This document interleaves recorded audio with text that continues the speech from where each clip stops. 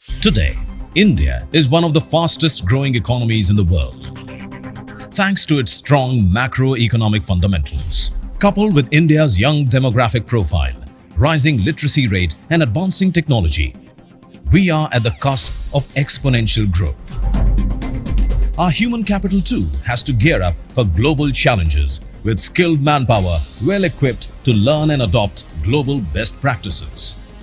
The Times Group, India's oldest, largest, and most respected media conglomerate, was alive to this massive skilling challenge and set up the Professional Education Division in 2013.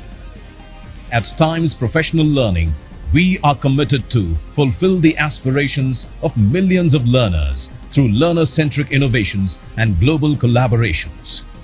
We are a professional skilling powerhouse for graduates, and we provide them with key skills in sectors like banking, data science, digital marketing, SAP program, and many more.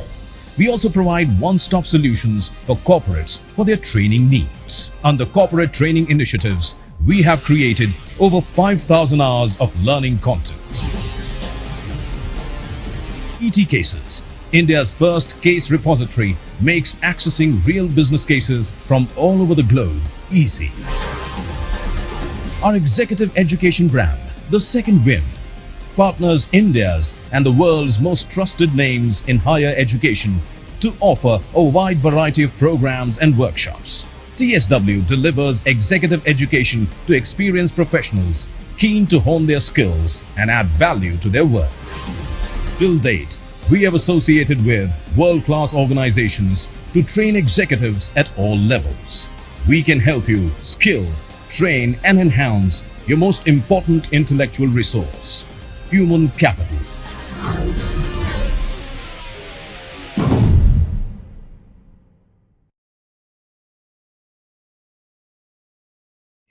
A very good afternoon, ladies and gentlemen. I'm your host, Deepthi Diwan, and I welcome you to our exclusive event today.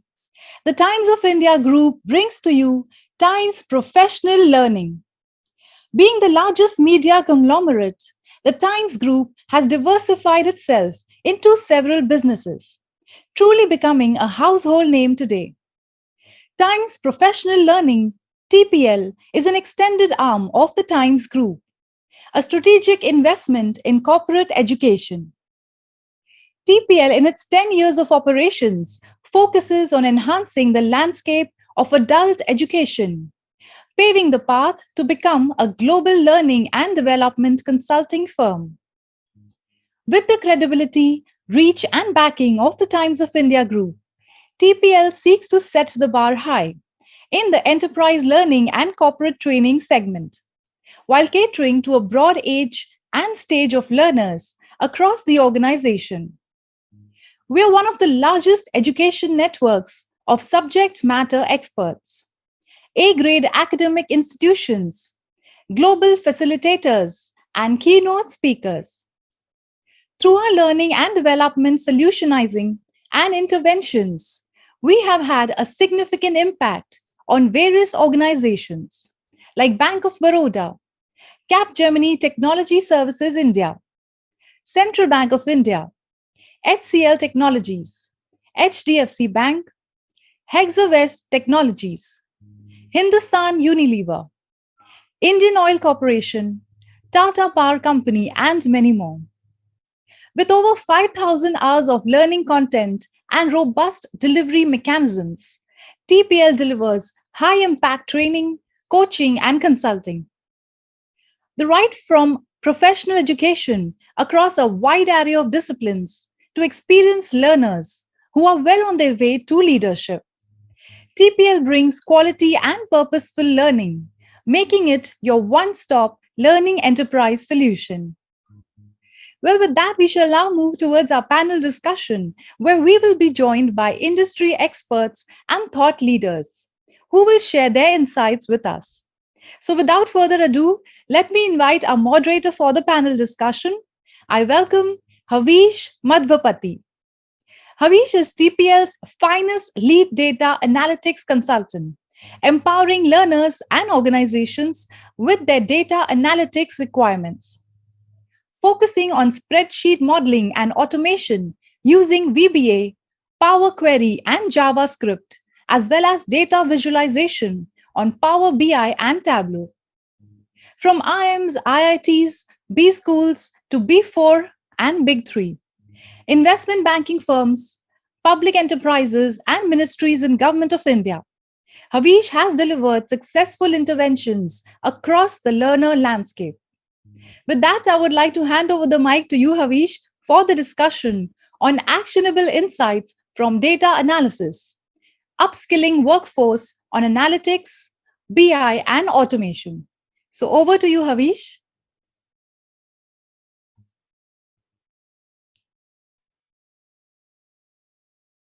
Thank you, Deepti.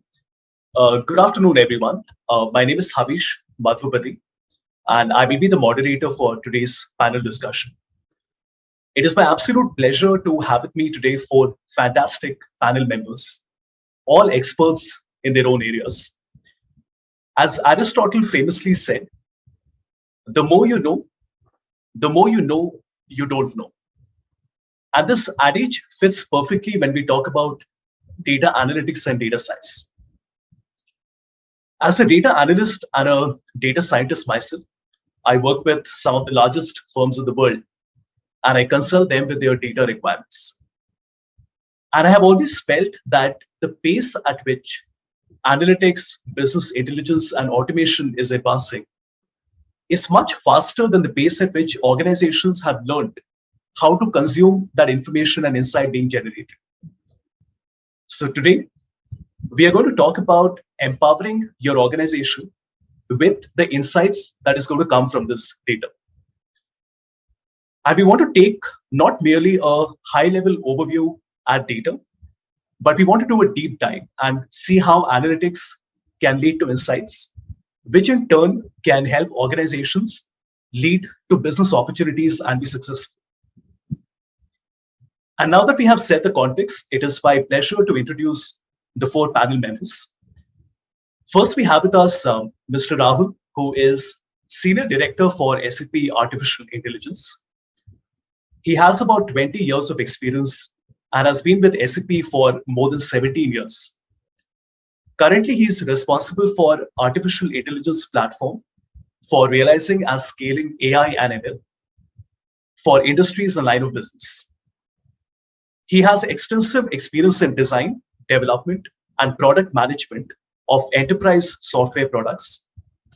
And his areas of expertise include domains such as analytics, business intelligence, machine learning, and AI. Rahul has also been a thought leadership speaker at several external forums, and he has played a key role in the collaboration of SAP with research institutes like Indian Institute of Science, Bangalore, the Tata Institute of Fundamental Research, Mumbai, for the development of city-scale epidemic simulator for COVID-19. He is also working with NASSCOM COVID-19 Industry Task Force to build COVID-19 data platforms. And he is also involved in government policy reviews.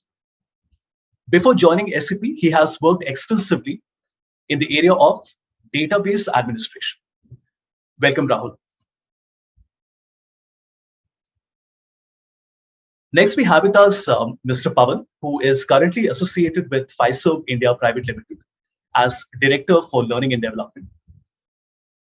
Pawan has over 18 years of experience in learning and development and has had the opportunity of managing multiple learning platforms, including the learning platform for Deloitte, Deloitte University, Virtusa, and Product.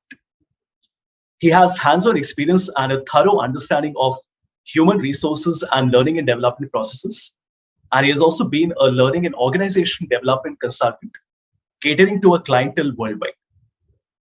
As a facilitator and coach, he has conducted multiple leadership, senior leadership, and professional programs for Deloitte USI. Mr. Pawan has managed the back-end L&D processes for Deloitte and has also played the role of a coach and a trainer with Dell International and an assistant manager operations with HSBC. Welcome, Pawan. Next, we have with us Mr. Anil, who is Director of Learning and Development at CGI. Anil is a values-based and results-oriented talent and organization development professional with over 19 years of professional experience in the areas of talent management, learning, and leadership development, as well as consulting. His career span includes several organizations, including Western Union, HCL Technologies, CGI, Mahindra Satyam, and iGate Global Solutions. At these organizations, he has designed and delivered award-winning talent initiatives. Anil is a three-time Brandon Hall Gold winner, a two-time Learning in Practice Award winner from Chief Learning Officer magazine. In March 2012, Anil was also recognized as one of the top 10 training and organization development professionals globally by Training Magazine. And in 2018, he was also listed as an emerging HR leader in India by Jombay in their HR 40 under 40 list. And in 2021, recently, he was recognized by the World HRD Congress as one of the most fabulous training and development leaders in India. Anil is a digital transformation enthusiast and is currently on the technical advisory board for Global Skill Development Council, which is an independent, third-party, vendor-neutral, international certification organization for latest technologies. He is also contributing to Indian Society for Training and Development as an adjunct faculty, including topics like learning and development and organizational design. Anil is also a passionate believer in empowering people through learning, and he is an ACC certified coach from the International Coach Federation. Welcome, Anil. And finally, we have Mr. Rajesh with us, who is Senior Vice President and the Global Business Head, ESRM, AI, Data, Analytics, and Cloud. In a career spanning over 30 years, Rajesh has led large and diverse global programs and initiatives across various organizations. And as a part of the senior management team, he has been a part of Tech Mahindra's transformation journey, where he has contributed significantly to the company's strategy and exponential business growth. He holds a bachelor's degree in engineering and a master's in marketing management. He has also done a management development program for Harvard Business School and from Ross Business School, Michigan University. He's heading all digital technology global business of cloud, data, analytics, AI, cybersecurity, and blockchain globally for Tech Mahindra. And he's supported by a large team of business unit heads, client partners, capability heads, solution teams, delivery teams, and sales teams, covering digital services across IT applications, infrastructure services, BPO services, and consulting services across global markets, across all verticals. Prior to becoming the head of global digital business, Rajesh was heading the strategic business unit of APAC and was responsible for business growth across the region in BFSI, manufacturing, retail, CPG, healthcare, life sciences, and travel logistics. He has also led the Euro business for Tech Mahindra for a period of 5 years, transforming the enterprise and telecom business across European countries. Welcome, Rajesh.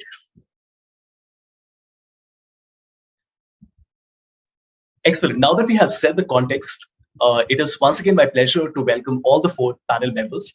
And I'm sure the audience is going to have a fantastic time hearing their thoughts on various topics.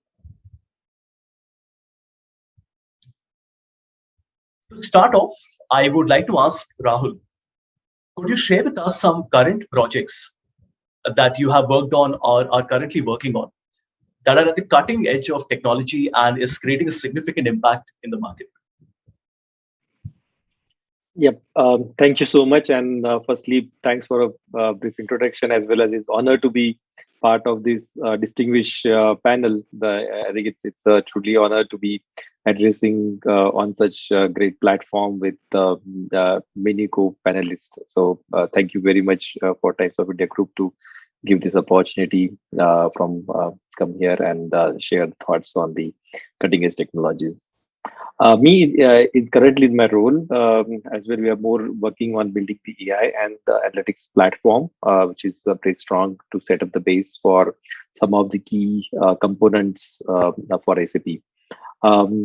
In the past, I was also been working with many projects which are more into transformation and getting the cutting edge technology. One of them that maybe two that I would like to quickly quote off here, which has I think set a trend in the industry as such, and it's again pretty strong on that side, and it cut across the various I think dimension. It's not only for the analytics or AI or different parts, but again looking at Industry 4.0, how things been transforming. So it's with one of the train company, one of the finest one in the world, run with the more than I would say 300 kilometer per hour train in the world, and we were engaged with them to solve the problem of how the uptime of the train can be there, how they can predict the failures on time, how the maintenance time can be reduced, how the safety for a people as well as their employees can be well managed.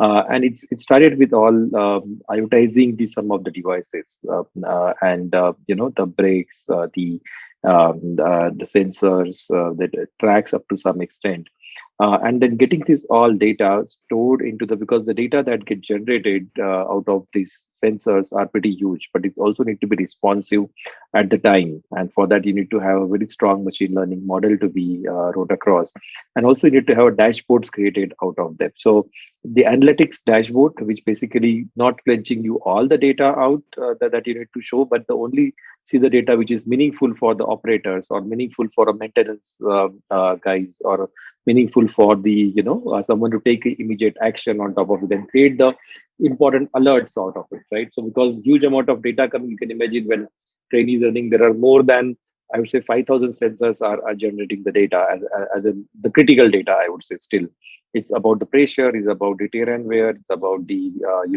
how the speed you can increase to be there, how the track's been there at that point of time, and all that data collating together, showing the right insight on the real-time basis was a big challenge. And with the technology that we were able to adopt, I would say able to successfully manage that piece to give the very core insights of on it, and that insight has transformed to definitely not only keep the uptime for many of their commitment there, but also reduce the maintenance and reduce the accidents that been done for a long run. I think they've also been profited pretty good over the long run. It's still the long journey, I would say. But this is one of the projects that I would say made the impact and copied again to the similar industry to the multiple places.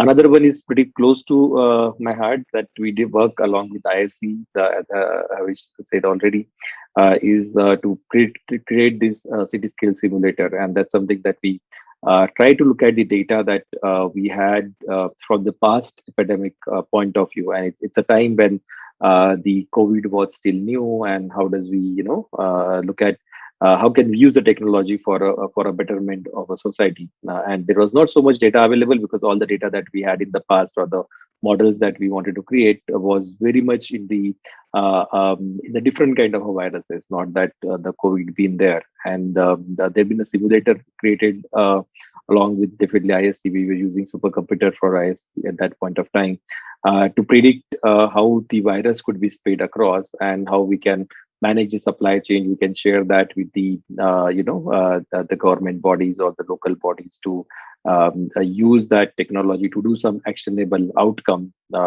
based on the what's happening on the ground. Definitely the prediction was only can happen and the way how things there. We are not able to stop many things. Everyone know how things went on, but that was I think one of the attempt to apply technology or apply the analytics in a true sense to get the insights immediately and how the responses can be taken forward. So these are the key examples I would say I just want to share with the audience how technology can become a more impactful or forefront in this. And that's very exciting, Rahul.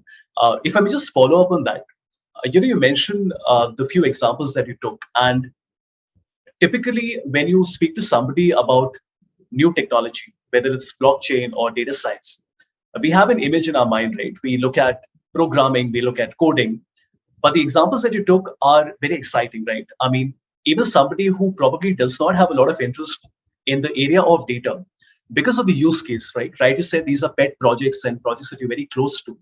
The fact that they have a lot of not just business application, but a lot of societal application as well. And the fact that you partner with government bodies, you partner with other organizations, and you're enabling better efficiency. I think that's what makes data exciting, right? Not just the fact that, okay, now we have more computing power and we are doing analytics for analytics' sake. It's not just that, right? There is an end goal and an objective that we are meeting. All right. Next, we would like to come to Pawan. Pawan, how do you ensure that employees are upskilled on the latest AI, ML, and other technologies, especially considering the fact that things are changing so rapidly?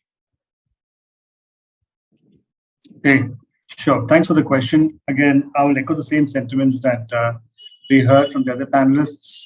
It's a pleasure to be part of this session, to speak to all of you today. It's a great opportunity. Thanks for that. Thanks for the Times Group. Well, as you know that any cutting edge technology, any learning, and if you're catering to, and we come from a service industry, so we're catering to multiple internal stakeholders, external stakeholders in terms of learning. And of course, the latest, the paradigm shift that has happened after the pandemic, I would see a lot of focus on AI and ML. It's been part of Fiserv's journey anyway, because AI and ML are part of fraud detection, credit card management, payment gateway management, and so on and so forth. And without AI and ML, I think it's nearly impossible to manage so many different products that we have, that we serve our clients through.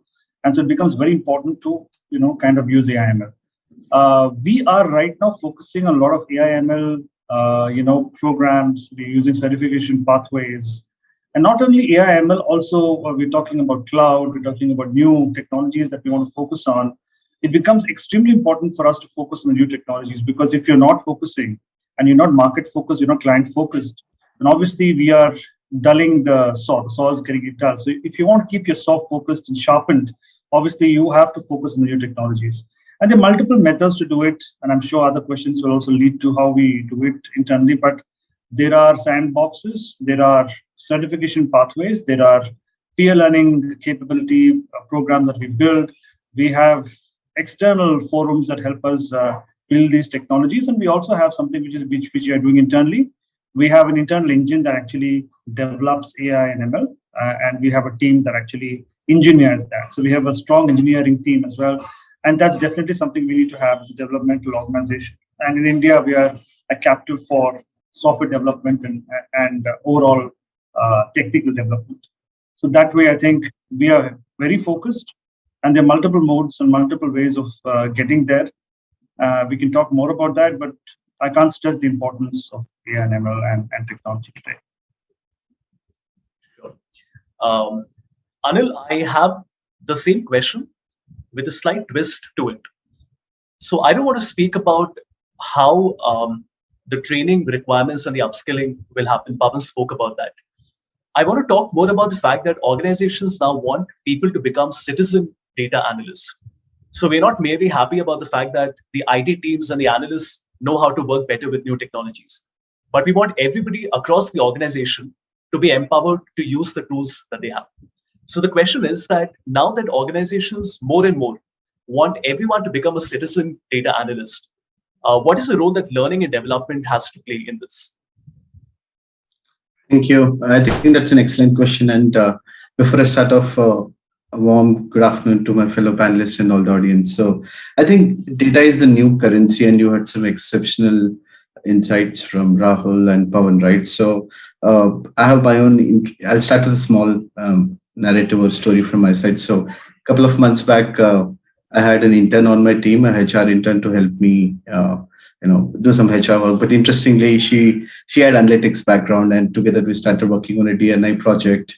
And with the short project I worked with an intern, I learned new insights, and we had to redo our approach of how we take our D&I strategy forward. So I had my own personal insights and journey right there. I think, typically what I believe is in a future of skills perspective, data or data acumen is a big part of forming a full stack professional. We use the term full stack from a technology side, but I have to use it little loosely, borrowing the term from a future skills perspective, we need to have full stack professionals, which means across every level, they need to have data literacy, ability to draw insights, so on and so forth. Even for somebody like leaders, they should have ability to, make the right decisions with the right type of insights and skills like data visualization. Everybody needs to know. So it's a cutting across skill. If you want to build somebody as a full stack professional, then to have data as a subset of skills.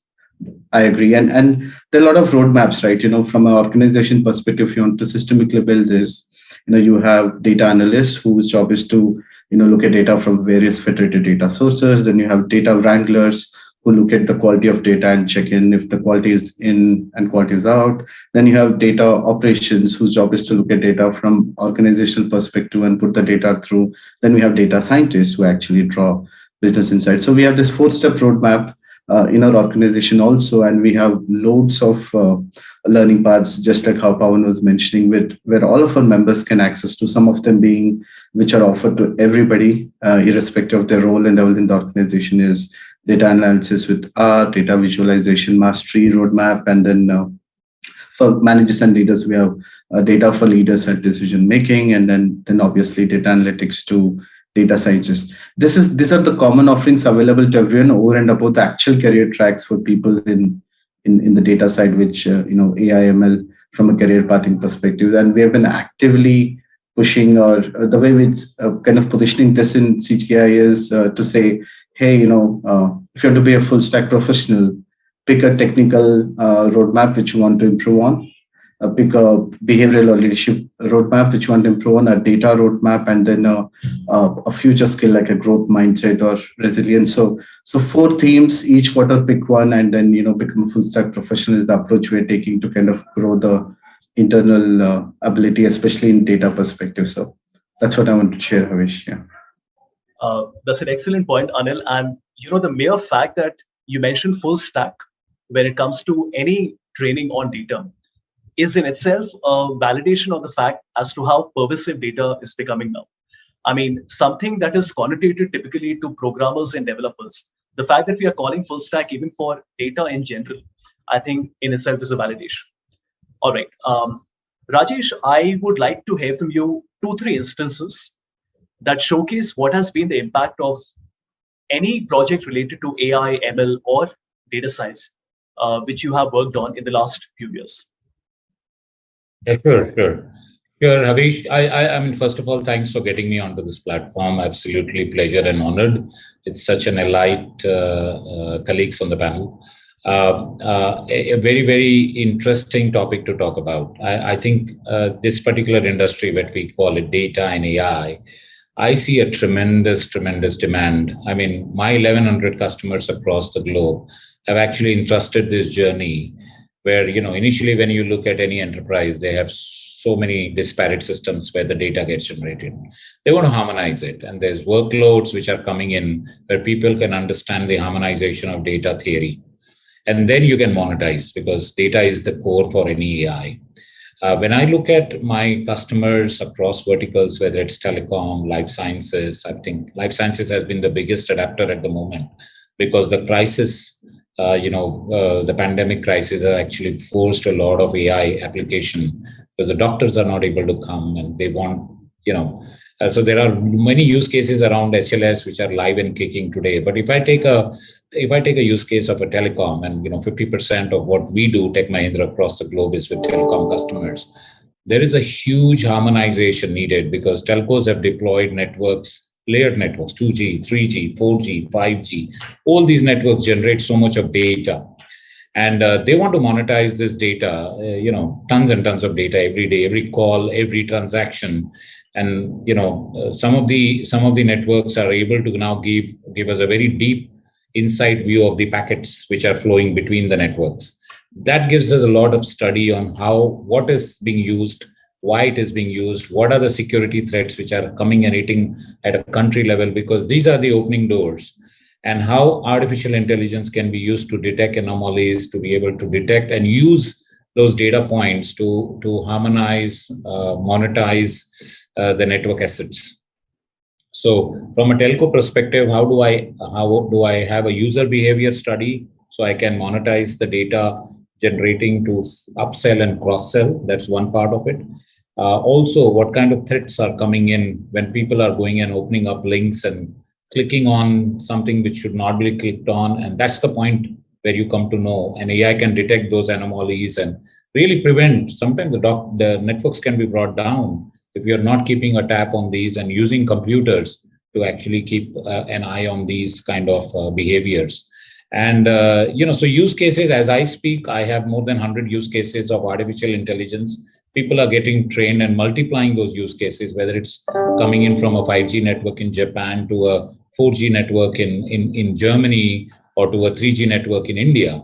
I mean, we are applying those use cases. We are upskilling people. I think, very learned people talked about the biggest challenge in this journey will be the skill gap, and, full stack understanding is where I think Anil talked about it, is where we want people to get up to. So huge demand.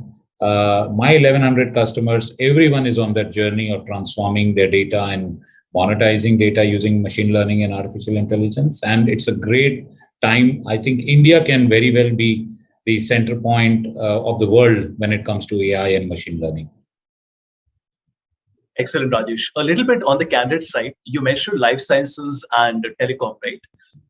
If I may ask you, which sector do you feel is probably underutilizing data as of today in India, which they could really benefit from? If you had to pick one.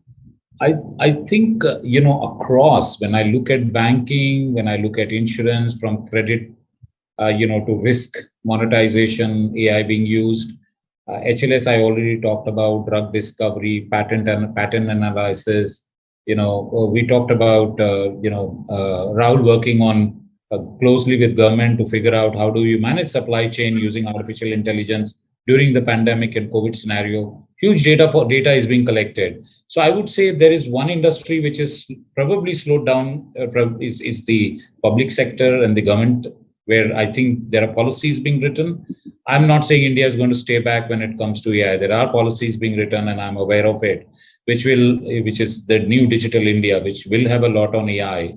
I think this Atmanirbhar in India would mean that there will be a lot of incubation of AI technologies already happening. I mean, we see that across, in the retail CPG at the peak. Every time I try to do a Google on a hotel, I get 20 offers in the Maldives or wherever I want to Google on one hotel, because they are studying our behavior. And that's where people are monetizing data. So I think if there's one sector, I would say telecom is a little bit far behind left. There's so much data being pumped in, and the scale is a problem. And public sector, I think the regulatory and the policies are one which is gating it, adaptation. Sorry. All right. Very interesting. So my takeaway from the opening remarks from all of you is the fact that I hear all of you and I realize that there is a lot of similarity in what all of you say with your rich experiences. But at the same time, there is a little bit of dissimilarity. And what that tells me is that, like we used to talk about organization culture and how, let us say, a Hindustan Unilever is very different to a Procter & Gamble. In the way they run the business, they are selling and competing in the same market. But the way they run organizations and handle people is very different. I strongly feel that data is also something that can enable an organization to differentiate itself. So while I might be aggregating a lot of data and so might be my competitor, it's not just about purchasing the right tools and the software and training people. It's also about the internal data structures that we have, right? Which is the softer side of it. So how you're managing it, how you're ensuring people handle the data that you have, right? So I think that's very interesting to hear from all of you. Coming to the next set of questions, Rahul, I want to focus and narrow down on dashboarding now. You shared some use cases earlier of some very interesting projects that you're working on with SAP. But if we specifically talk about dashboarding tools, while we understand that analytics teams are expected to create dynamic interactive dashboards that are consumable by leaders and the management, how do you think organizations can leverage by creating interactive dashboards across the organization and not merely create static reports?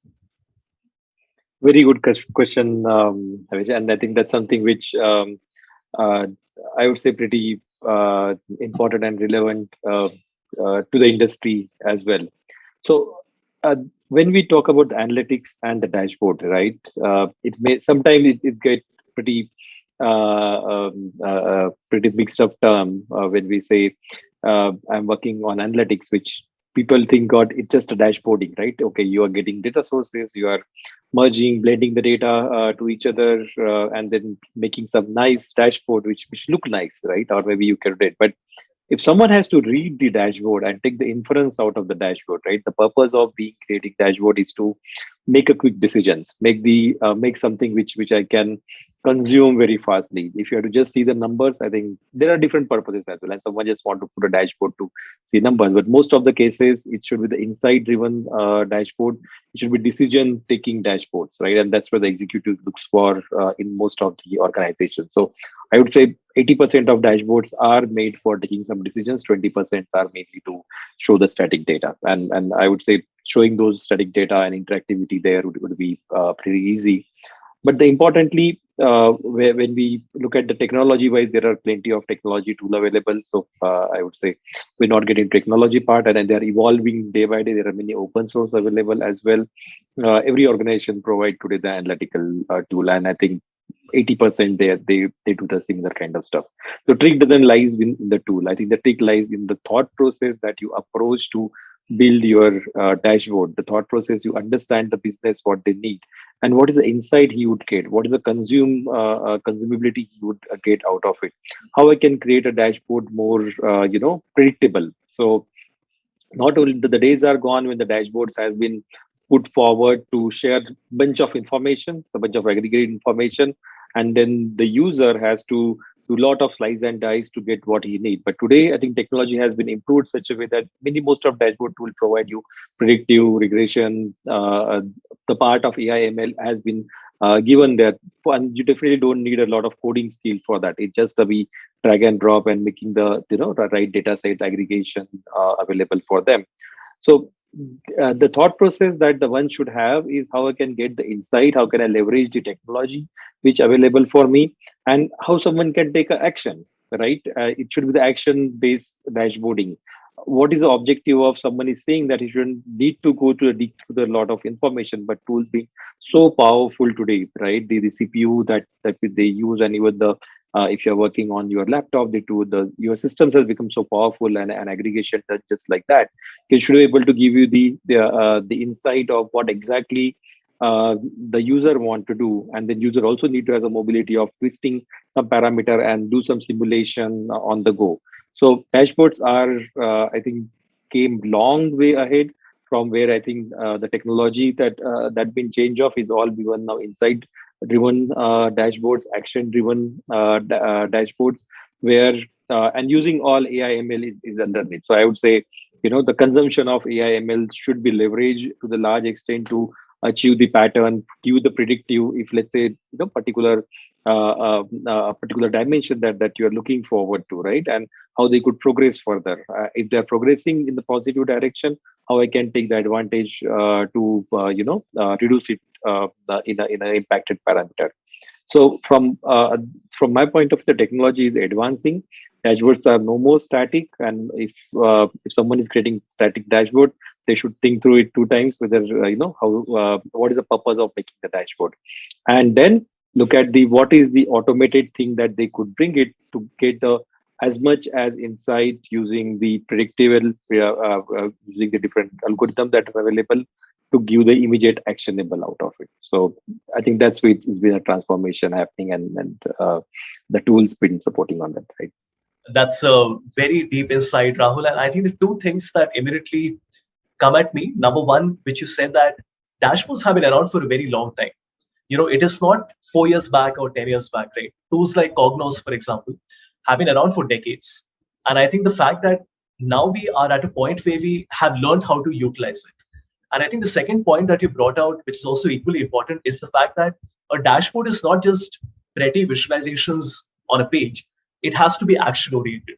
And I think at the onset, if an organization is expecting from the analysts and from the consultants that we just want an interactive dashboard, I think that's the wrong goal. The goal is not to create the dashboard, but the goal is to achieve the business objective using the dashboard as a means, right? So I think that's a very important point, that the goal is not creating the dashboard. Dashboard is a tool for us to achieve the end. The next question to Pawan is about working from home. So considering the fact that a considerable amount of workforce is now working from home and is expected to continue for some time, clearly learning and development's task has become more difficult. So how do you evaluate the skill sets, the requirements, the skill gap, and help curate the right training interventions for all the employees? That's a great question, actually. See, working from home is a boon in disguise for a lot of us Indians, because obviously we would like to work from home. We never had the opportunity. We never had the culture across organizations to work from home for many reasons. I think the first reason is discipline. We should be disciplined to be able to work from home. And that definitely poses a lot of problems for learning and development professionals, because we miss that classroom environment where we create simulations, we have a face-to-face discussion. So that's completely missing. But luckily, what's happened is the technology world has really, and the vendors that we work with have really scaled up in terms of providing environments which are virtual in nature, but still do the same thing, like dashboarding, like whiteboarding, to even having conversations. I mean, there are multiple tools that have come up in the last 1.5 to 2 years, which can really do a lot of things which you would normally do in a classroom. But nevertheless, I mean, the physical touch contact, meeting with somebody in person, has its own charm. Persona is definitely a very strong aspect in learning. Yes, so work from home has definitely changed things, and we will continue to work from home. And hence, what are the different things that we're doing? The different things that we will be doing, of course, is going virtual. Like I said, multiple different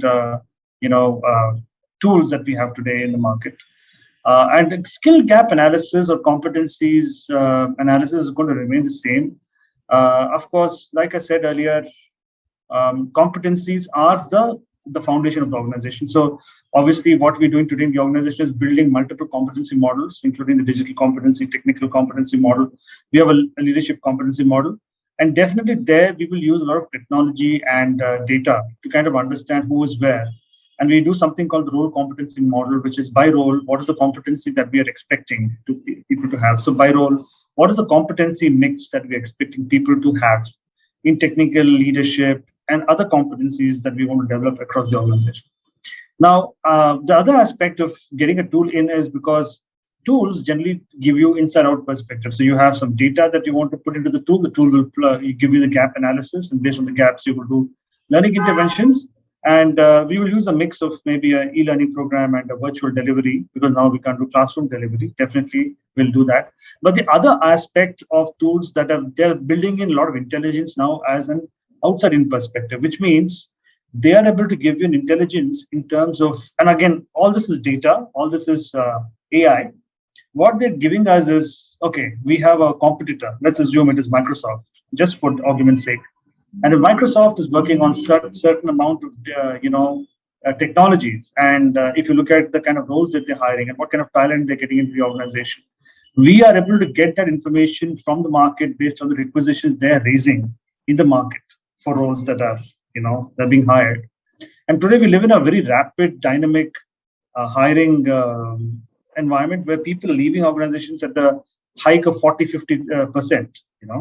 And so for us, retaining talent becomes very important. And for that, for us to be able to understand what are the skill sets that are being hired in the market is important. And we will also want to know what our clients are doing or what our competitors are doing, And so if you want to get that intel, AI is important. These tools are able to provide that intel. You could call it IBM, Watson, Deloitte, whatever information we're getting in from. So analytics is becoming very important in regards to what people are doing in the market. So we live in an ecosystem. We cannot be disconnected from the ecosystem, and you have to be connected to it. So obviously, in the industry, what's happening is a question that everybody is asking. Now, based on that, today, do I have to change the roles within the organization? Should I continue with the same, roles that we have for a long time now, or should we look at new dynamic roles which Gen X and Gen Y really want to go after? What will be more attractive to these people?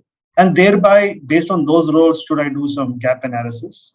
And then based on that, deliver the right programs is a question that everybody's asking. So today, if I go to a leader within the organization, yesterday I had a conversation with one of the leaders and I said, this is a strategy The first question was, is this strategy built on an outside-in perspective? Because inside-out perspective, I know the environment. Outside in, what is happening in the environment? Based on that, are you building some intel?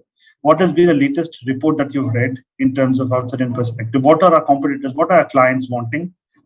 So yes, it has become extremely difficult, not only in the delivery part, but also to be able to retain talent with the right skill sets. Because if you do the right gap analysis and you create the right career paths for these people in the organization, they stick around longer because they know there's a career ahead of them. It's not just a job. It is not just a training, but it is a training program, career program. They have an IDP that they work on. So the individual development plan actually helps them grow wherever they want to go, and they can choose a career in the organization. So that's, I think, what we're trying to do. And AI, ML, like I said, plays a very, very important role in whatever we're doing today in terms of learning. So Pawan, you mentioned outside in, and I was speaking to one of the leaders at a big three. Now, I'm not sure what is the truth in it. I would like to believe there is some grain of truth in it. It might be apocryphal. He was mentioning that they hired one of their competitors. So let's say, for namesake, that a BCG hired a McKinsey to figure out why BCG's one line of service was not doing well. On a lighter side, the idea here is that it's important to have that outside-in perspective, right, to everything that you're doing at times.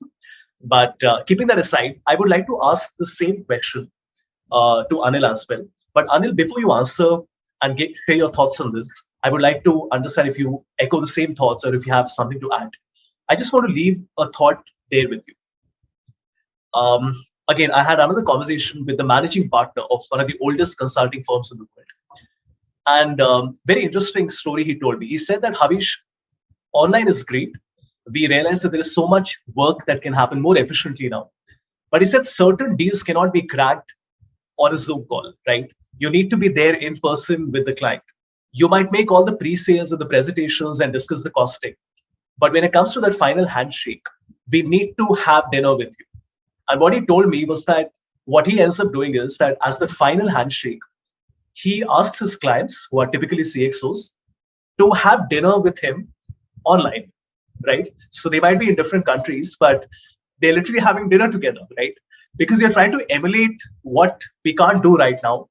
And it's very interesting because when you think about training, it's not about a binary approach. Okay, now that we can't do it in a classroom setup, we have to shift everything virtual. While each of them have their pros and cons, I think we have to adapt. And, like Pawan said, we have to figure out, yeah, we have to be very rapidly thinking of new ways of making sure that the training quality is not impacted, right? And also the skill assessment. So the traditional ways of assessing what type of trainings, what is the skill level, I think that's a little archaic now. We have to go deeper and understand how to be able to fit the right training need for the right person. So Anil, just repeating the question for your benefit. We know work from home is going to stay for a while, and we know L&D's task has become more difficult. So what will be your thoughts on identifying the skill gap, the skill requirement, and the right training requirement that has to be curated by L&D? Thank you. Thanks, Havish. And on a lighter note, just commenting on the having dinner with your clients. So a couple of weeks back, we're having an internal leadership conference, and the leader says, okay, now let's break for lunch, come back at 45 minutes. And some of them turn around and say, hey, did you ship the lunch to us at home? Is it coming from Zomato or something? So yeah, it's, that now that virtual team lunch is happening.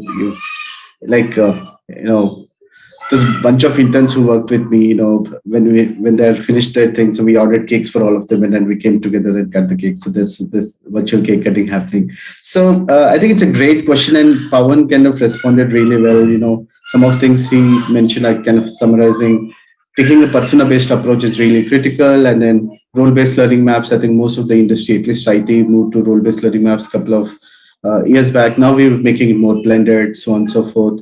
And the most important piece of being more outside in, and the way I would like to augment to what Pawan mentioned is, we use these two terms, upskilling, reskilling, very loosely, right, in the industry. So the way I see it is upskilling. Now I'm kind of giving a different dimension to it, not the technical term, but upskilling is generally performance gap in the current project, my team, next 3 to 6 months, in the current scope of work. hey, what's the delta thing? We want to fix it so that the team member is ready, the whole team is ready, is upskilling. Whereas reskilling, the way industry is shifting with digital transformation, fourth industrial revolution, industries are adapting, and we heard from all the panelists and also Pawan, is that's where it's becoming more outside in perspective. What are the skills we need to be ready with today? AI, ML, cloud, generally are the top three, and depending on the industry, other pieces also. That's where reskilling kind of fits in. So I wanted to bring in that perspective. The other comment I would like to add is it's become more it's interesting in the question it said, what are the skill gaps? So I think more and more it's becoming a skill activity or skill inventory activity. And one project I've been working on for last couple of years, and it hasn't completely automated. I'll go to the comment you made saying, hey, don't build dashboards for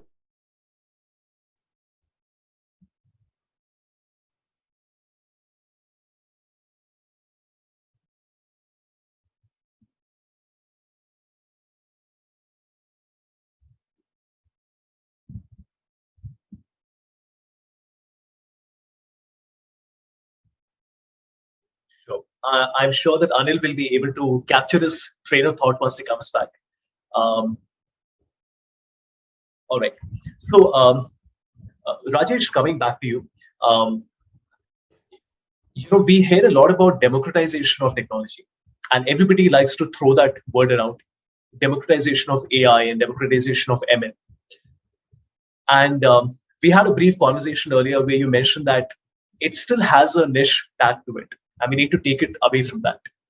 So the question being, do you think that we are there yet, where AI ML is truly on the way to become democratized? And what are the things do you feel organizations need to do to make sure that that happens? Yeah, great question. I think I totally agree with you. We still have this niche tag to data. I mean, forget AI. AI is still more niche.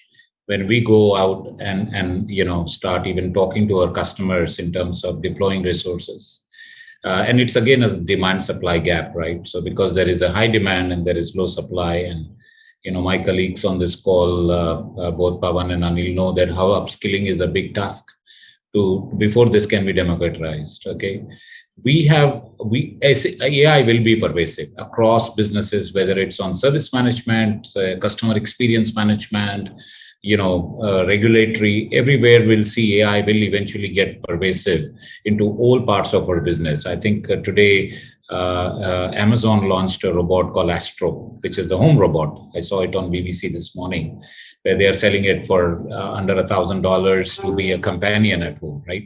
Now that's the kind of impact AI will bring in next 3, 4, 5 years time, and it will have an impact on the way we conduct ourselves, we conduct our businesses. But that's not good.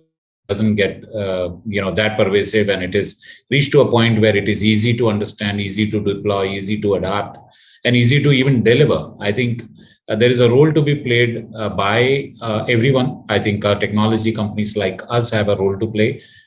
Some of the product companies have a role to play to make it simple so that it's easy to understand, easy to deploy, and it is not a niche anymore. And I think it will come through everything. I mean, when I come from a strong telecom background, and everything which was a premium, I've sold mobile phones which were 16 rupees a minute incoming and outgoing, right? And what are we talking about? It did get pervasive because mobile was a technology supposed to get pervasive. Every person has it today. 900 million people in India has it, right? Same thing. AI will get pervasive. It's the job of the technology players. It's the job of some of the people who are going to upskill people, make it easy to upskill and deploy it everywhere. That's when the impact of AI will be visible. Enabling businesses, enabling customer experience, enabling operations, enabling efficiencies, and everything. That's an excellent point, Rajesh. That it's not just one party who's responsible for this, right? Like everybody has a role to play. The tech firms have a role to play. The consulting firms have a role to play as the intermediary, communicating to firms how they can benefit from it. And organizations obviously need to have that outlook and that perseverance that we have to go ahead, and ensure that this is the future. All right. So coming to the final set of questions, Rahul, to start with you again. We talk about low code and no code. And The question being, are these viable alternatives for the non-IT user, or is it just too good to be true? Yeah, I would maybe pick up with the what Sorry, I said, right? And exactly from the term of the AI is going to be adaptable. What you see some days back is today's become a reality. The trends been changing quite effectively, and I would say they are changing at very fast pace as such. Low code, no code is going to be very soon reality. I believe it's already moving at the faster pace. There was an article yesterday I was reading, and the platform being provided by the low code, no code vendors. There are few of them like Mendix, and some of them are the very faster pace they are moving. But the whole industry been moving much more faster than it was predicted to be get there. I mean, I would leave also with the thought that to everyone, what you think was the 10 years back, the way we were working on the different kind of mobile phones, or the technology adoption happen, is going to happen in another 5 years much more faster. So if you are getting into that bandwagon of thinking this is something which is very primitive today, it may not have a life in another 20 years. Those 20 years are not there. Just a 5 or 8 years you will see autonomous car, EV cars are around that, and that's where the technology also will evolve. So low code, no code is pretty primitive here. Same thing for AI ML, for example, right? What we spoke about. It's been 3 years back. I mean, we are talking about computing power. It's a computer hungry place. You need GPUs and a lot of computation power, security issues around that, and all those kind of stuff. So now I think we're just talking about next level of things. I mean, no one talk about compute anymore, which is required for the AI algorithm, because they are so cheaply available most of the places, right? And the effectivity is there. Same thing going to happen for the low code, no code environment. What I would look at in terms of analytics, right? And if someone is looking to make their career into analytics, who has not been a Python coder, or who has not been a coding for the in their life, and they just want to see that, oh, how can I contribute to AI? How can I look at how can I build my career in this side of analytics or AI? Believe me, there are a lot of tools available called AutoML now. I think many again, this hyperscaler and the different vendors that provide you the tool for the AutoML, which just need take the data from the Excel sheets or any data provider that you have. It creates the model by itself internally. So you don't need to know the techniques of what kind of model it's going to create it. It compete different models that they are creating it, and it will tell you which is the best model can be give you the inference or give you the output for your kind of a requirement. And then you already readily have a model available. You give him feed the data on the real time, and it will give you the prediction that you wanted. That's it. You are not even touched a single line of code. What you did in what your data, your business well, what need to be done, and you already got the output in the form of model, which you can be integrated into your application, or you can use for your regular purposes as well. We became a data scientist, right? So and this space has been evolving. I'm following this with for last 3 years, and AutoML has been improving very fast at the rapid pace. What we call as a citizen data scientist persona now, or the citizen analyst persona now, right? So it's not required that you have to only be a coder or important. Look at from a very technical perspective. But if you have a analytical skill, if you have that knack for getting the right the output that you are looking for, there are going to be tools around which will help you to do with very minimalistic coding as such to achieve the output. At the same time, there are the advanced requirements definitely needed. Not that everything will be done with the no code, low code environment, right? But if you are trying to look at your complete project, which today takes you, let's say, 50% of effort, if you are coding completely by end to end, I would say the efficiency being gained to the very large extent, and the 10% that niche part that you need to do that you are not able to achieve with the tool, you need to definitely go and optimize that further to make it happen. But I would say it's always the time that you need to get started and don't make technology or coding as a barrier for you to start your career. At the same time, I would say you understand the code. It's very important to understand the logic, because you should understand what's been behind it, right? And there are also many tools built like explainability. It's another interesting field of analytics and AI, which will tell you what's happening inside the model as well, and tell you why a particular output came in a particular way. That also doesn't need much of a coding. You just need to feed that model data, and then you could understand what's the outcome coming about there. But again, you need to understand more in detail. You need to understand coding. You need to understand the product, how it's been defined. So low code, no code. Today, what we see, it's been evolving at much more faster pace. Gartner has been predicting is one of the most happening technology going there. So I would also encourage many of our enthusiastic wanted to come on board here, look at all the tools that you have at your disposal, and then take a right decision. But don't forget, you should also learn the coding. It's not that coding is the base. You have to understand the logic. You have to understand how things work out. Then you could leverage tools. I'm always fan of leveraging the tools and technology for efficiency, but don't leave the basics. So you could able to judge what the outcome comes out of from there. That is very helpful, Rahul. You mentioned Gartner, and it's interesting because when I speak to clients, they jokingly tell me that is it not a part of the Gartner hype cycle? And I tell them, no, coding is not a part of the hype cycle. And I think two reasons that you mentioned. One was that you have to learn coding, not because everybody has to become a coder in the future, but even to consume what others are doing in your team. If you're a project manager, if you're in any sector, at the end of the day, you will be collaborating with people and you will be working on projects where you have to consume it. And I think even to consume it, a little bit of idea is required. That's one.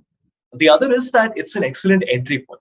So organizations who are right now a little hesitant or unsure whether they want to go down that road of implementing, let's say, a robust AI tool, for them, it's a great entry point because with minimal or with no coding, they can figure out if they can test the waters, right? They can dip their toes and see if this is for them.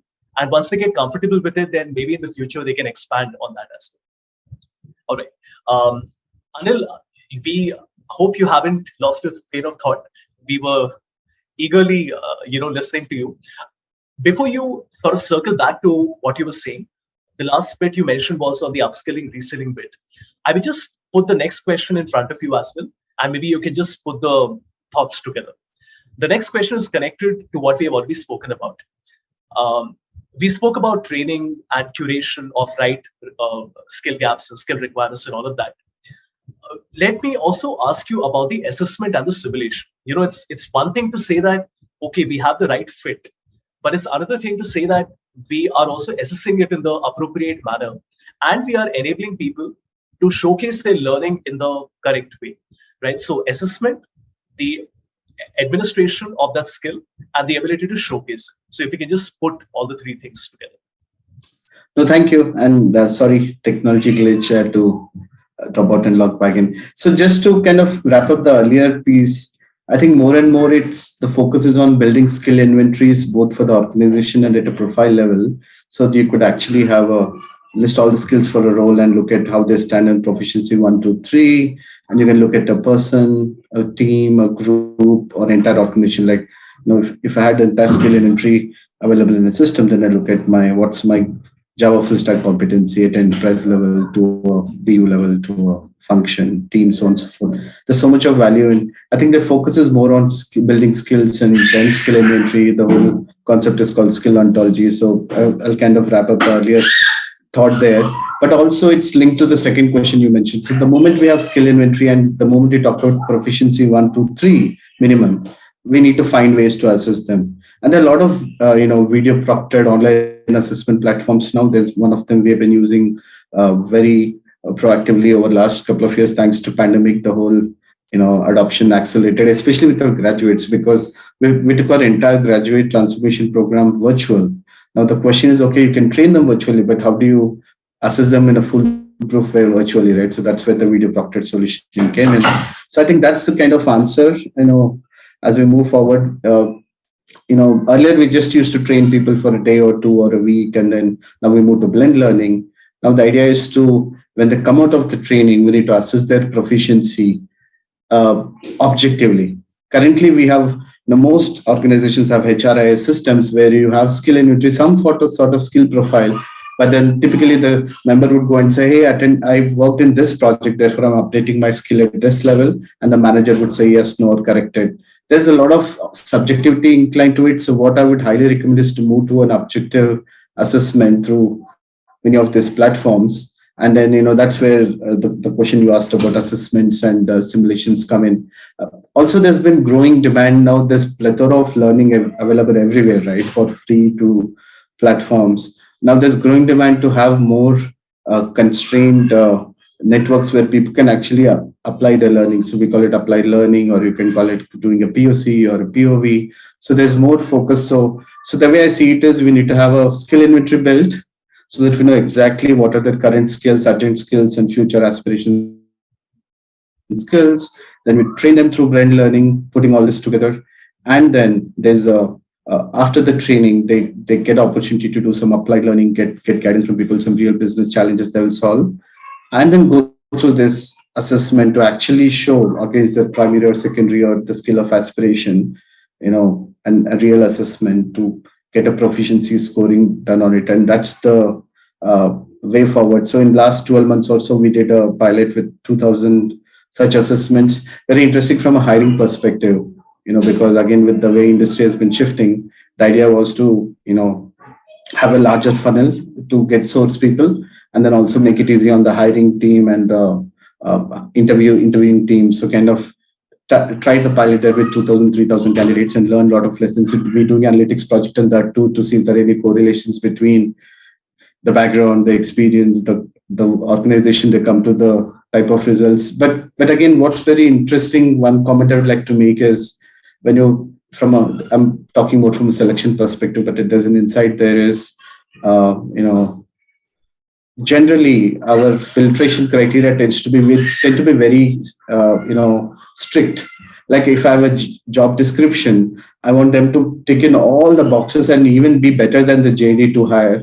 In the current market situation, I don't think that's possible. So I think we need to look at near fit as an approach, and that's where we'll have to relook at how we assess people. So therefore, adjunct skills become very critical. So if you have skill inventory, it's very easy to see, hey, they might not have the full skills, but they have adjunct skills. So I'm going to assess them on adjunct skills, bring them on board, and like a simple basic, like how in mobile phone we do a top up, I'm going to hire them or pick a candidate with a skill profile and do a top up training and then deploy them on project is kind of a insight I've had based on the project we've done. So those are a couple of thoughts, Havish. Okay, so coming to the last question to Rajesh. Rajesh, we spoke about democratization. So a follow-up on that. So if there is a client who is at a very early stage of their analytics lifecycle adoption, the firm is doing very well, but the firm is exploring the possibility of jumping into new technologies. What areas can you point out in ML, AI, or other technologies which you feel can have the most immediate, most crucial impact as an entry point for them?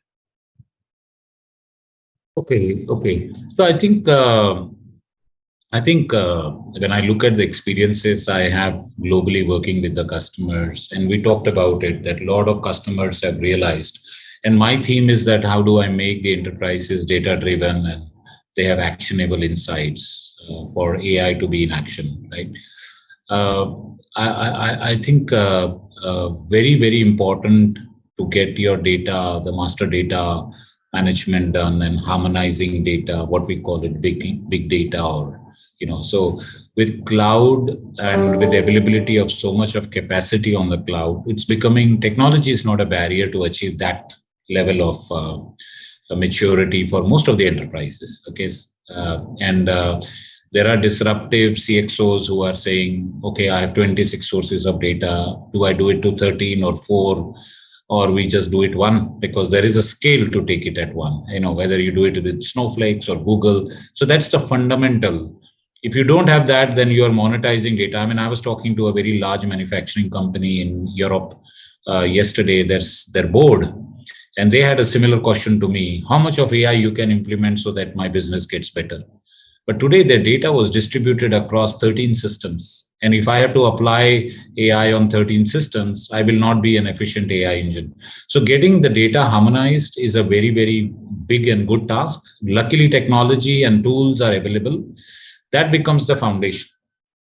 And after that, I think depending on the vertical, where, how and where. So it is not that, and some of my colleagues on the platform talked about it, that analytics is very, very key. So all of these companies are used to providing reports to their CEO, to their regulators, to their finance, CFO and all. So analytics is there. They're analyzing the data. The trust in the data is getting more and more confident. And using machine learning, because what is AI? AI is a set of computers taking the task away from human and doing it more efficiently. That's what AI is, right? Now, what are these processes or reporting or decision making, whether it's on service management, whether it's on customer management or risk management? So again, low hanging fruit is dependent on how your data is looking.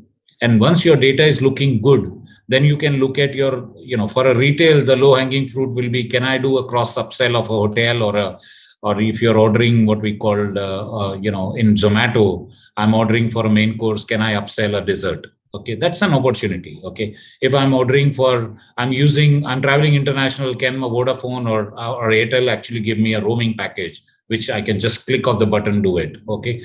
Now, those are the actionable insights which computer is able to see through and take decisions. And for every industry, it is a different low-hanging fruit. I mean, some of the people are saying, can I reduce my risk in the current, stockbroking may talk about, impact of the bonds on the tech industry, what happened in America, can I correlate and actually do a forward selling? So those are the decision. And human brain has limitations in terms of the capacity to process and take a decision. That's what AI is solving it more simply. So across industry, Havish, we see different use cases. We see different low-hanging fruits, and it is possible. I mean, the maturity of some of these startups in going and looking at the problem, and I think one of the big things which I heard when Mr. Ambani spoke at NASCOM was an entrepreneur who looks at a problem and creates it into an opportunity. I think AI is doing the same. It's looking at a problem of risk. It's looking at a problem of cross-sell. It's looking at a problem of harmonizing network across 4 layers. When I took the telco example, that is where AI is coming in and doing it faster and cheaper. I hope I answered the question, Avish, what we were looking at, but there is not one single use case, which is common across industries. For bank and insurance, it is risk and credit. For telecom, it is upsell, cross-sell, monetizing assets. Same goes for verticals like energy and utilities. How can I monetize the assets I've deployed, power plants, distribution, transmission networks.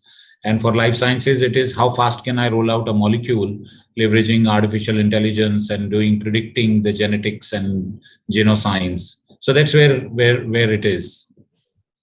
Right. Thank you for an honest answer, Rajesh, because while you mentioned low-hanging fruits, there might be different low-hanging fruits for different companies, right? So there is no one-size-fits-all solution for everyone. And that's an important point, because organizations cannot expect that, like we mentioned earlier, just go to the shelf and pick something off it. They still have to do some exploratory research. They have to look at competition. They have to explore multiple options. And deploying and implementing something is not an overnight task, right? That is also a time-consuming task, so they have to pay attention to that. All right, so as we near the end of this panel discussion, there is an overwhelming amount of insights that are coming out. So I was wondering that if we have a transcript of everything that was spoken, maybe we can do some interesting text and sentiment analysis on it. But just to wrap up, we have a couple of audience questions. It is an open forum, so anybody can pick up the question and you can answer that. The first question we have is on blockchain, which we did not really give a lot of attention during our discussion. So if anyone can share their thoughts on, again, what are the practical applications of blockchain for organizations? You can pick up a sector as an example. Finance would typically be the first thing that comes to our mind. But if you can maybe pick up some other sector, that would be great as well.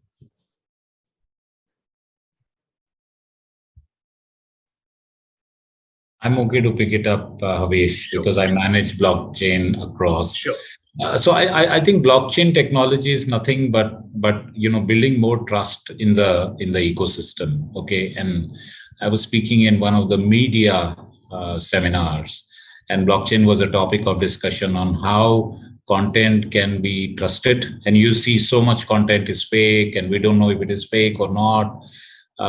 Being published across WhatsApp and all, but the trusted content, and again from a media perspective, where you can cut short the intermediaries and have a trust on the content, is where the application of blockchain came into the media industry. And I was very surprised.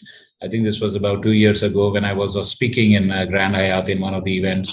And there were companies who had built platforms to be able to deliver content securely, with full traceability and eligibility at a much more faster pace and at cheaper price. So again, I think since I manage digital technologies across, and I know the impact of blockchain is hitting various, when it comes to land registry, so much for fraud happens.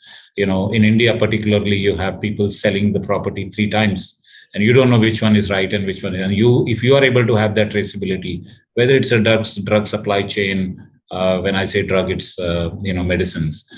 Where the medicine supply chain, we are able to see through and have traceability. Walmart is asking for their suppliers to have full traceability on where the raw materials are coming from using blockchain, because there is a full chain of activities traced back with registry, and if it is broken, there is a foolproof mechanism to break. Yes, it started with finance industry, and you see a lot of buzz around it, but the applicability is across industry.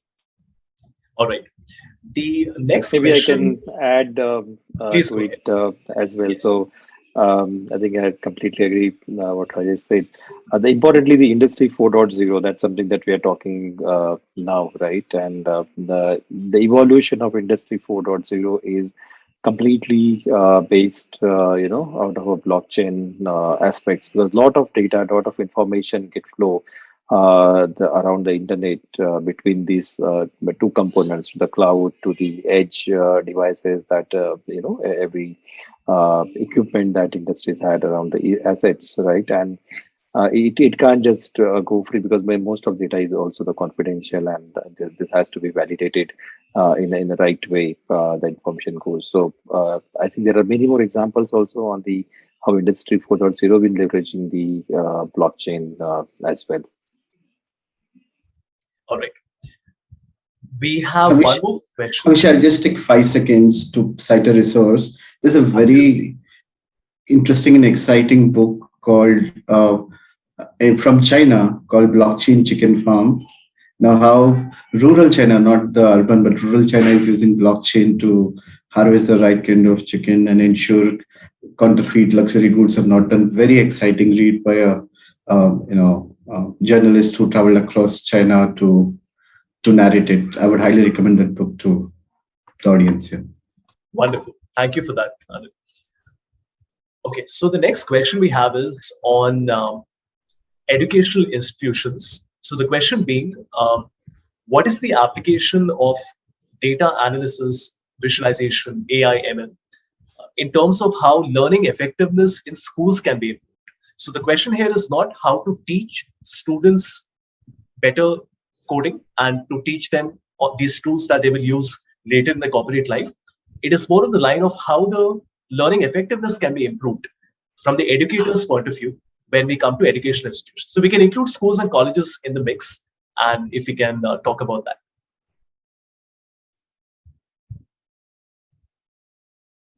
Anna, you want to take it, or I can take it up? I can attempt, and then you can. Yeah, I just have 1 or 2 perspectives. It's a vast topic, right? So first of all, education system is based on knowledge, not skill. So first we need to fix that before we do any sort of analytics on it is my first broader comment. But I think again, if you include school and college, it's a vast field because there's child pedagogy and then adult pedagogy. But I think primary issues we need to fix the knowledge-based system, move to skill-based. I think. But even in knowledge-based system, we could apply analytics to figure out what's working well, what's not working well. so on and so forth. But that's my broad two comments. Let me turn it over to Pawan. Yeah. Okay, thanks, Anil. So, in my perspective, yes, education and evaluating the what the person has taken away from a learning program. I think that's the most important part, because that's your ROI, right? I mean, if you don't know what people have learned and how they're going to apply to the job. So learning effectiveness and the possibility of them applying it on the job becomes very important. So there are focused organizations I have interacted with which focus exactly on what has been taken away by the learner through a learning program. And how can I really, apply it on the job? That's part one. Part two is also they measure the effectiveness of the training program. So you have a model that kind of measures that. Kirkpatrick model will measure that. So it depends on how you're building the pedagogy and the learning strategy when you're doing the program. And then you have a possibility to measure it. That's the part answer to that.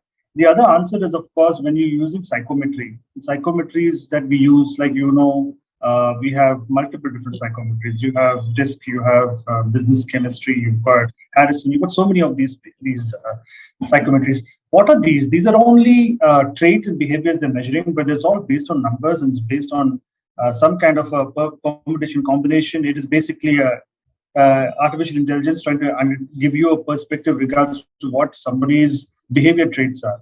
And more so, these traits and behaviors and the psychometries are used in leadership development, succession planning. And if you're looking at specific leaders in a specific position, you want them to have certain behaviors, there are psychometry inventories that kind of measure the failure aspects. So if you look at leaders generally, what have they failed in most of the time, and you can measure people against those.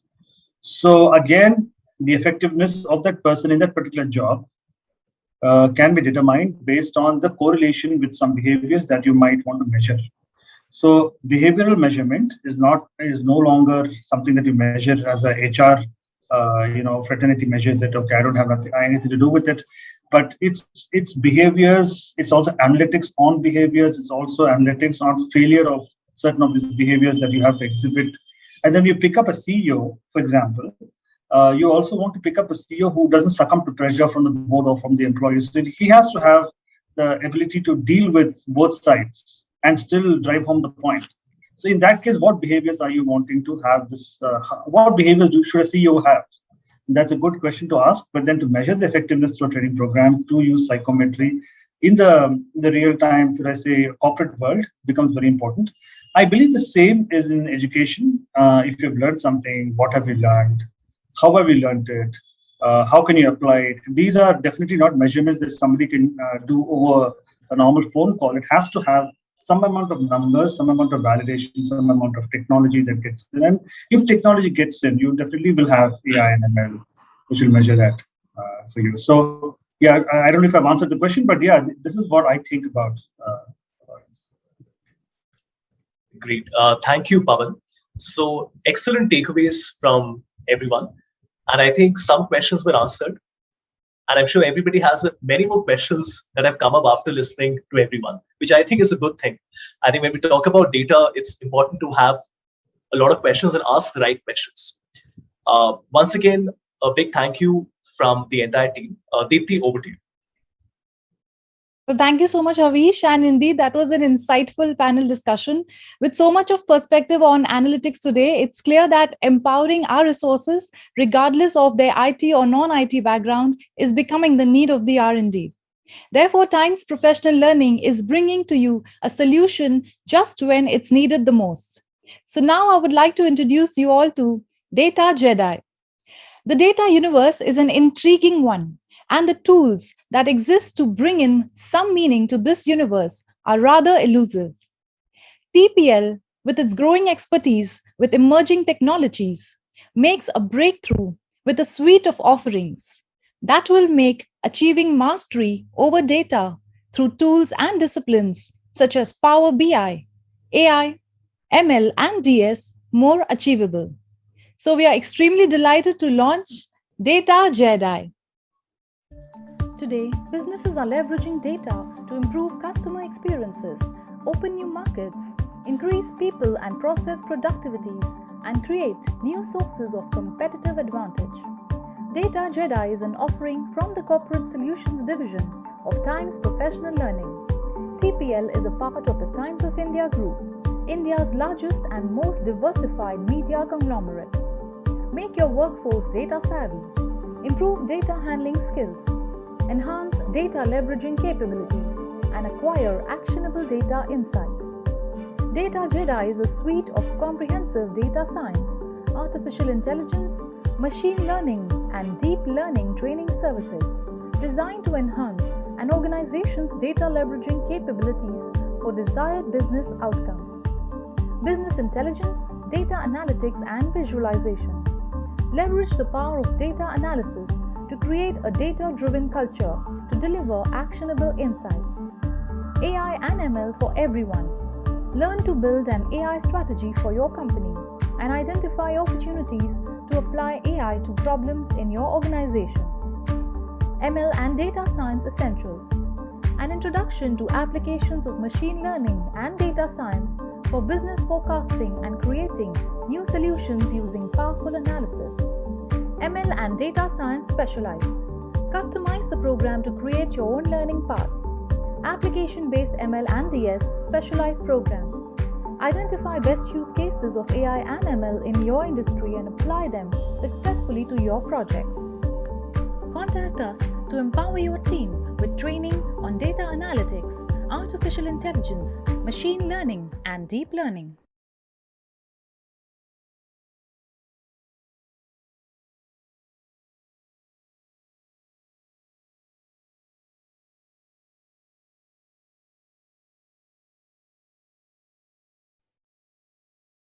Well, with that, I'm delighted to welcome Mr. Arun Khabra, President, Enterprise and Skilling Business, CFO, Times Professional Learning. Mr. Arun, with a demonstrated history of working in various industries and sectors, including FMCG, manufacturing, engineering, education, media, and insurance, for the last 20 years, is a founding team member at TPL. A chartered accountant from ICAI India, chartered management accountant from CIMA London, and a graduate in law from University of Rajasthan, Mr. Arun has several laurels to his name, such as CXO of the Year 2020 by Institute of Chartered Accountants of India, Top 100 CFOs of India by CFO India Forum in 2015, 2016, and 2019, and Most Influential CFOs of India by CIMA in 2015, 2016, and 17. So to kindly present the vote of thanks, sir, I welcome you to the virtual dais. Thanks, Dipti. Technology will never change great leaders, but technology in the hands of great leaders is transformational. And with this thought and this theme in our mind, we bring together today's session for all of you. Times Professional Learning is on a mission to impact millions of learners through the most advanced, the most sought after, the most useful, and the most relevant training programs for all the corporates. It is evident, and we all know, that data is transforming our lives. Data has transformed our lives, and data will continue to transform our lives. And with this thought, what we have thought is that it is not that we need to know coding only to actually get to know that what we can leverage, how we can leverage on the data, on the power of data. And with that, actually, we have brought together Data Jedi for all of you. Data Jedi is not only meant for the few technical specialists or data scientists in your organization. It is meant for everyone. We have the complete array of programs under Data Jedi, and it connects with the whole organization so that we can have a shared vision, we can have a co-created strategy, and we can execute it together. In fact, all the programs from TPL is having the concept of togetherness so that we can leverage on the training programs and benefit the organization. Having said this, I would like to now thank all the participants and everyone who have contributed to this event today.